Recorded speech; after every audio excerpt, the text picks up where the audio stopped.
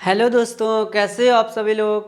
हमारे YouTube channel में आपका वेलकम है, स्वागत है। आइए हम जो है आपको चैप्टर नंबर 10 सरल रेखाएं क्लास 11th की मैथ जो है आपके क्वेश्चंस को सॉल्व करने जा रहे हैं। आपको हम विधिवत समझाने का प्रयास करेंगे। चलिए दोस्तों, हम शुरुआत करने से पहले आपको बता देते हैं कि ये जो चैप्टर है आपका बहुत ही सरल है। अगर आपने इस पर ध्यान दे दिया, फोकस कर दिया, तो ये आपके लिए बहुत ही सरल हो जाएगा, क्योंकि इसका नाम है सरल रेखाएं, इसलिए। तो चलिए दोस्तों, आपने हाई स्कूल में जो है थोड़ा बहुत सरल रेखाओं के बारे में पढ़ा होगा। ठीक है दोस्तों, सवाल को बताने से पहले दो लाइनें हम बोलना चाहते हैं सभी विद्यार्थियों के लिए।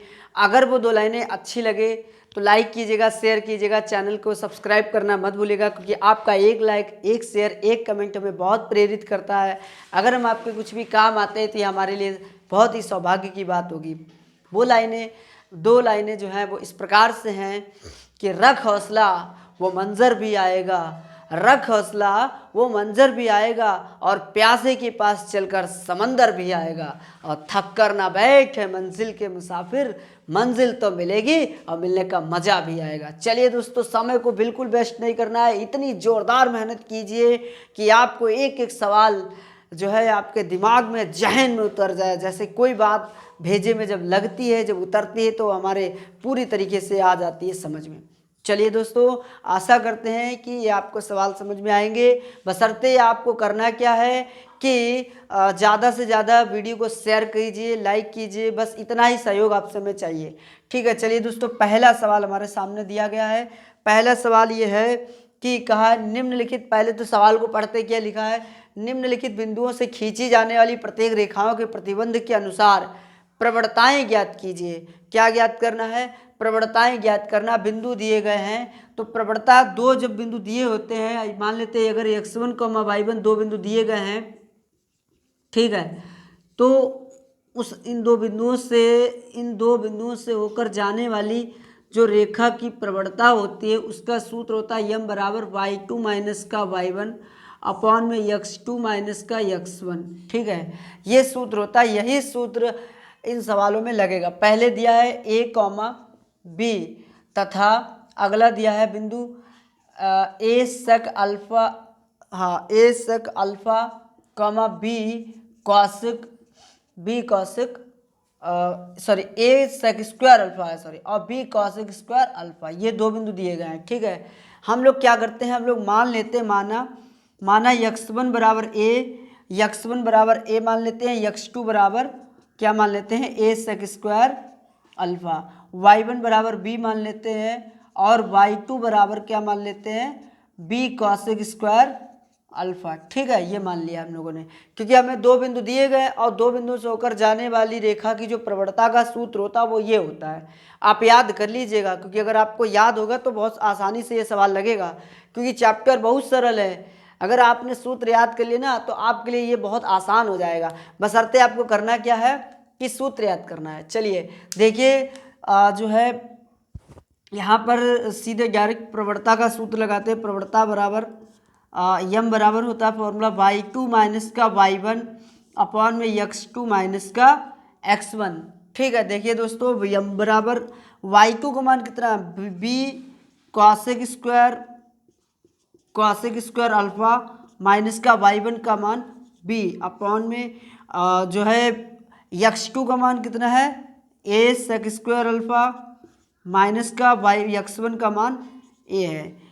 ध्यान से देखिए, अगर अंश में आपको कुछ दिखाई पड़ रहा है तो b यहाँ पे भी कॉमन है, यहाँ से भी, यानी b ऊपर कॉमन मिल जाएगा अंश में, तो क्या बचेगा, कॉसिक स्क्वायर अल्फा माइनस का 1 अपॉन में, और उसके बाद क्या बचेगा, अपॉन हर में भी a कॉमन मिल जाएगा, तो क्या बचेगा, सेक स्क्वायर अल्फा माइनस का 1, यानी m बराबर आ जाएगा। अब आप लोगों ने सर्व समीकाएं पढ़ी होगी, त्रिकोणमिति में सर्व समीकाएं, यानी सर्व समीकाएं होती है साइन स्क्वायर, भाई दो सर्व समीका जो मतलब पहली sine square alpha plus cos square alpha बराबर 1 होता है, और सेक स्क्वायर अल्फा माइनस का टैन स्क्वायर अल्फा बराबर क्या होता है, 1 होता है। ऐसे cosec square alpha cosec square alpha minus cot square alpha बराबर भी 1 होता है। यहाँ से आप लोग क्या कीजिए, कॉसेक स्क्वायर अल्फा माइनस 1 का मान निकाल लीजिए।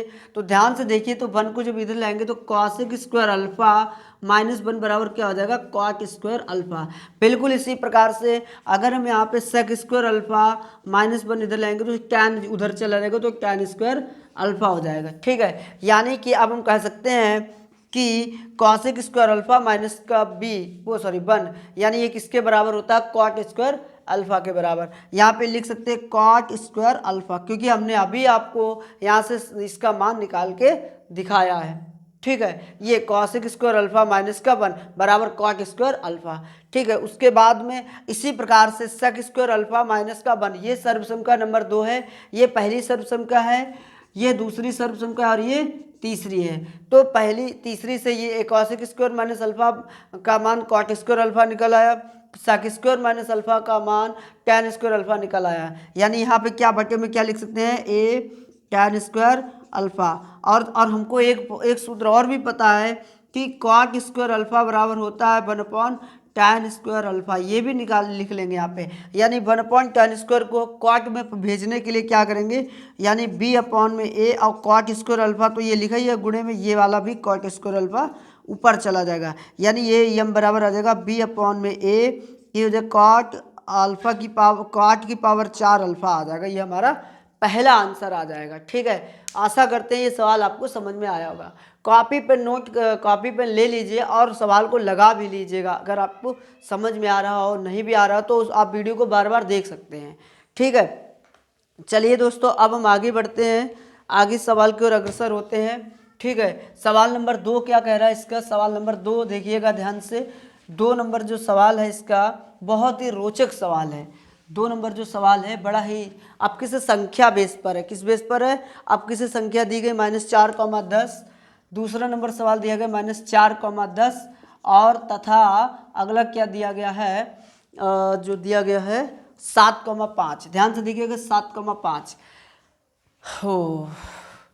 चलिए देखिए यहाँ पे मान लेते हैं माना x1 बराबर -4 मान रहे हैं, सच में मत मान लेना, नहीं तो गंभीर स्थिति में जा सकते हैं। ठीक है, सच में मान लेंगे तो समस्या हो जाएगी। x1 -4 मान लेते हैं, x2 बराबर जो है हम लोग मान लेते हैं कितना, 7 मान लेते हैं, y1 बराबर 10 हो जाएगा और y2 बराबर 5 हो जाएगा। ठीक है, मानते हैं, हम लोग कल्पना ही करते हैं ज़्यादातर। ठीक है, मान लिया। अच्छा, जब ये हमने x1 x2 y1 y2 का मान निकाल लिए हैं तो अब हम क्या करेंगे, यहाँ पर प्रवणता का जो सूत्र है वो सूत्र यही लगेगा और दूसरा सूत्र इसमें अभी नहीं लगेगा। क्यों, क्योंकि अभी बिंदु दिए गए इसलिए। तो रेखा की प्रवणता लिख लेंगे, रेखा की प्रवणता का जो सूत्र है वो सामने आपके लिखा है, देख सकते हैं आप, बराबर यक्स फार्मूला क्या था, y2 माइनस का y1 बटे में x2 माइनस का x1, यानी यम बराबर हो जाएगा y2 का मान कितना है 5 और y1 का मान 7 है और बटे में x2 का मान 10 है और माइनस और ये x1 का मान माइनस का 4 है।